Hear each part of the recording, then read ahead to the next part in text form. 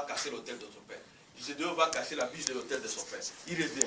Les gens veulent l'attaquer. Son père les défend. Il se dit, ah, donc Dieu là, il est confiant. Donc Gédéon prend confiance en lui. Et puis maintenant, Gédéon va faire la guerre. Quand Gédéon va faire la guerre, Dieu lui dit, hein, ce sont les histoires qui sont dans les chapitres 6, 7 et 8 du livre des Juges. Alors, quand Dieu dit à Gédéon, il dit, choisis les hommes qui vont aller faire les combats avec toi. Gédéon choisit beaucoup de gens. 31 000 hommes ou 32 000 hommes. Et puis Dieu lui dit, non, non, non. Je n'ai pas besoin de tout ce monde-là. Puisque s'il y a beaucoup de gens, vous allez les taper, ils vont dire que non, Dieu n'a rien fait. C'est puisque vous étiez nombreux. Il dit, d'ailleurs, tout le monde que tu as choisi là, c'est des gens qui ont peur. Gédéon dit, comment ça? C'est des vaillants guerriers, ils sont venus avec moi. Il dit, non. Il dit, moi-même, j'étais appelé Gédéon, vaillant guerrier. Puisque je sais que tu es vaillant guerrier, c'est moi qui ai mis une destinée en toi. Toi, tu ne savais pas. Mais moi, je te dis que les gens qui sont avec toi, c'est des peureux. Il dit, bon, dis-leur que ceux qui ont peur rentrent. Gédéon dit, bon, tous ceux qui ont peur puissent rentrer. 32 000 hommes, 20 000 hommes sont rentrés. 20 000 hommes sont rentrés. C'est-à-dire qu'ils avaient peur, ils avaient la trouille au fond d'eux, ils ne voulaient pas faire la guerre. Alléluia. Ils ne voulaient pas faire la guerre. On peut les lire, ça serait intéressant que vous puissiez comprendre ça. Même ça, les nègres, vous pouvez lire. On lit dans les livres de Juges, au chapitre 7.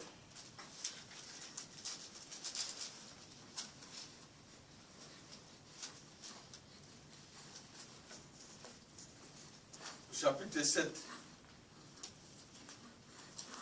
verset 3.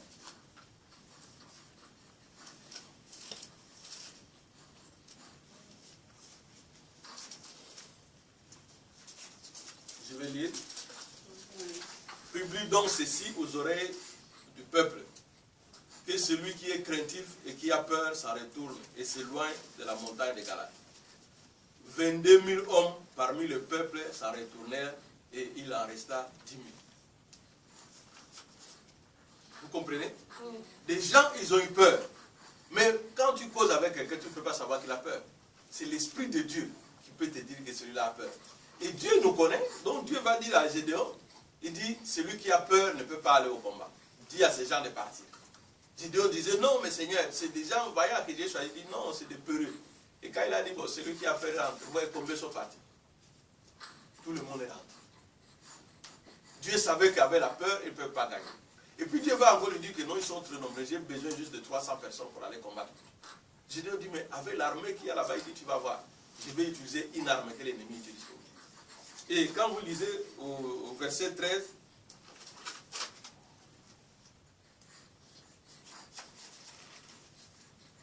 du verset 13 à 14, je vais lire. Gédéon arriva et voici un homme racontait à son camarade un songe. Il disait, j'ai eu un songe et voici un gâteau de pain d'orge roulé dans les temps de Madian. Il est venu et était jusqu'à la tente et elle est tombée. Il a retourné sans dessus-dessous et elle a été renversée. Son camarade répondit et dit, ce n'est pas autre chose que l'épée de Gédéon, fils de Joas, homme d'Israël. Dieu a livré entre ses mains Madian et tous les camps. Donc, Gédéon devrait faire la guerre avec eux. Et comme Gédéon devrait faire la guerre, ils sont venus camper.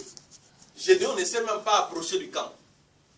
Il a envoyé des espions pour aller écouter ou voir comment il disposait le camp. Et l'espion lui-même, Gédéon, a entendu dans la tente des deux militaires. Et notre servi, il dit, qu'est-ce qu'il y a? Il dit, tu sais que j'ai rêvé. J'ai rêvé, j'ai vu le pain que mange Gédéon, le pain de Gédéon. Tu vois ta baguette là que tu achètes. Il dit, j'ai vu la baguette de Gédéon. A roulé comme ça, c'est venu taper sur la tente là. Et taper, rouler la tente, couper en morceaux. Il dit, ah! Son voisin dit non. Si tu as rêvé que la baguette de Gédéon est arrivée juste ici, c'est que c'est l'épée de Gédéon qui va nous tuer. Et il a alerté tout le cas. Ils ont fui. Le matin, quand Gédéon est rentré dans son cas s'asseoir, quand il revient, il n'a personne avec qui faire la guerre. Dieu lui a montré simplement que je voulais utiliser la peur. Tu vois, Dieu a donné un songe. Et puisqu'ils ont eu peur, ils se sont enfuis. Dans les livres des rois aussi, au chapitre 7, dans 2 rois chapitre 7, on ne va pas les lire, dans 2 rois chapitre 7, à partir du verset 3 à 6 ou 6, Vous allez voir, quand il y a eu la guerre entre la Samarie et les Philistins, Dieu va utiliser les lépreux. Les rois pleuraient, ils n'avaient pas à manger. Ils ont appelé le prophète de Dieu. L'homme de Dieu vient leur dire que demain tout va aller. Et puis ils ont dit, mais il est fou lui. Comment demain tout va aller? On nous a acheté comme ça, quelqu'un qui est très fort, il va nous taper. L'homme de Dieu a dit, demain tout va aller, vous allez avoir du pain ici. Alors, ils s'attendaient à faire une guerre. Les lépreux qui étaient à la porte, qui attendaient à manger. Comme les gens ne pouvaient plus sortir de la ville, ils n'avaient pas à manger, ils ont dit non. On peut aller cette nuit dans les camps des Philistins, on va voler leur nourriture. Et comme ils se sont levés pour partir, ils n'étaient que 4. Dieu a utilisé la peur pour chasser l'ennemi. Donc les pas des lépreux s'entendaient dans l'autre camp comme si c'était des chars de combat. Et quand ils ont entendu les lépreux marcher, regardez d'abord un lépreux, il n'a même plus de doigts. Il marche comme ça, il n'arrive même pas à marcher. Mais juste quand il posait son petit pied là comme ça, les autres entendaient qu'il y avait la guerre, que c'était les chars de combat qui venaient. Ils ont commencé à fuir. Ils ont commencé à fuir. Et quand le roi s'est réveillé le matin, l'ennemi n'était plus là, il y a eu victoire. Voilà comment Dieu a utilisé la peur. Il y a plusieurs exemples comme ça dans la Bible que je peux vous donner. La peur de penser. Donc quelqu'un rêve. Hein, il y a même chez moi au Congo, il y a une histoire où une femme a rêvé, un monsieur a rêvé que sa femme le trompait. Il s'est réveillé le matin, il regarde sa femme comme ça, il lui donne le coup de poing. Qu'est-ce qu'il y a? Il dit non, j'ai rêvé qu'elle me trompait. Il dit mais j'étais trompé avec. Il dit non, dans mon rêve. Il dit j'ai rêvé et j'ai vu ça. Et puis il a voulu divorcer avec la femme. Et une fameuse dans Hollywood, j'ai vu ça, quelqu'un qui rêve, et puis il raconte à son ami, il dit non, tu sais pas, j'ai rêvé, je voulais épouser telle fille, alors que c'est sa femme. Il avait menti que c'était sa soeur. Et puis il s'est énervé. Et puis à chaque fois que le monsieur voulait dormir, il l'empêchait de dormir. Il dit non, sinon tu vas encore rêver d'aller voir ma femme. Alléluia. Voilà comment la peur, on peut l'utiliser même dans ton sommeil. Le diable peut utiliser la peur pour défendre. Donc, une sorte de peur, j'ai parlé de la peur émotive, qui est brusque, j'ai parlé de la peur de penser, dont on peut développer dans beaucoup de choses, je vous ai juste donné ces exemples-là. Et puis l'autre peur que les chrétiens ne veulent pas, où l'ennemi peut confondre. Par exemple, vous entendez des gens, ils vont dire, ah, votre pasteur là, c'est un franc-maçon, non, puisque Dieu opère les miracles. Pour eux, ils ne peuvent pas comprendre que les miracles sont peur. Ils ont peur des miracles. Et c'est normal qu'ils doivent avoir peur. Il y a la peur du surnaturel. Le Dieu que nous prions, c'est un esprit. Et Dieu est esprit, un esprit vivant. Moi, si je médite beaucoup les psaumes de David, puisque j'ai dit, nous avons tous nos problèmes, nos défauts, mais notre sœur qui est morte, Marie Missam, qui chantait, elle chantait le Dieu de David, et c'est le Dieu que moi j'ai pris. Elle ne chantait pas un Dieu lointain, elle disait, Yo, Yo Takoyo, ça veut dire toi, c'est papa. Yo Nzambe, toi c'est Dieu. Et David, dans tout le psaume de David dit, oh toi qui écoutes les prières, tout le monde vient à toi. Psaume 65, verset 3. David dit, prête l'oreille à mes prières. Seigneur, je te prie, exauce-moi. Mes ennemis sont derrière moi. Il faut les chasser. Seigneur, tu m'as dit de prier pour les ennemis, ils sont là. Punis-les. Mets-les en confusion. Il dit, Seigneur, je vais les pousser. C'est-à-dire, David parlait avec Dieu comme s'il parlait avec son ami avec qui il marchait. Quand il arrivait, c'est pourquoi il écrivait, même quand il fuyait, il écrivait de sorte. David n'a pas une vie facile, les chrétiens veulent toujours la facile. David, ou un roi, mais il a dû mettre beaucoup de temps pour devenir roi. Il avait face à lui Saül, qui le poursuivait partout. David fuyait même, il s'est caché dans des cavernes. Jusqu'à ce qu'un jour, il a connu cette paix et les grands triomphes. Alors, toi, tu veux réussir en Dieu. N'aie pas peur des problèmes, n'aie pas peur d'obstacles, n'aie pas peur de menaces. Le Seigneur Jésus a dit à ses apôtres, vous avez trop peur. N'ayez pas peur, ayez peur de celui qui tue l'âme. N'ayez pas peur des gens qui tuent votre corps. Le Seigneur le dit dans lui.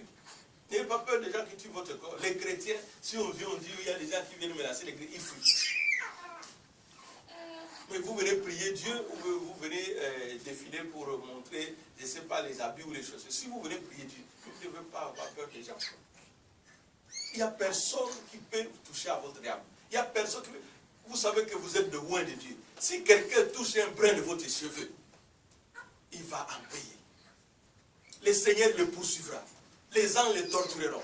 si pas dans ce final, dans sa propre santé, si pas dans ses enfants, si vous priez ici, là, vous savez que le Dieu que nous prions, c'est un Dieu vrai. Et tant que nous prierons, celui qui touchera à un de vos cheveux, ou qui vous conseillera mal en Dieu, il paiera ça. Alléluia. N'ayez pas peur. Donc la peur, c'est ce qui peut détruire votre destinée. David qui dit, Seigneur Dieu, mes destinées sont dans tes mains. Si vous lisez le psaume 31, ouais, vous lisez le psaume 31, il dit, Seigneur Dieu, mes destinées sont dans tes mains. Mais avant de dire mes destinées sont dans tes mains, il dit, Seigneur, je suis dans l'angoisse. Mon ennemi me poursuit. C'est celui qui va me tuer. Qu'est-ce qu'il va me faire? Et puis finalement, il se ressaisit. Il dit, non, non, non, Seigneur. Mes destinées sont dans tes mains. Donc, si mes destinées sont dans tes mains, il n'y a personne qui peut me faire quelque chose. Puisque toi, tu as déjà décidé. Personne ne va me faire quelque chose. Alléluia. Amen. Donc, David doit être un exemple. Il dit, Seigneur Dieu, j'ai peur. Je suis dans l'angoisse. Qu'est-ce que je dois faire? Et puis il dit, non, Seigneur, mes destinées sont dans tes mains. Tu as décidé, je dois triompher. Et David triomphe. Il est allé de triomphe à triomphe jusqu'à voir de longs jours. Et nous, on a toujours peur.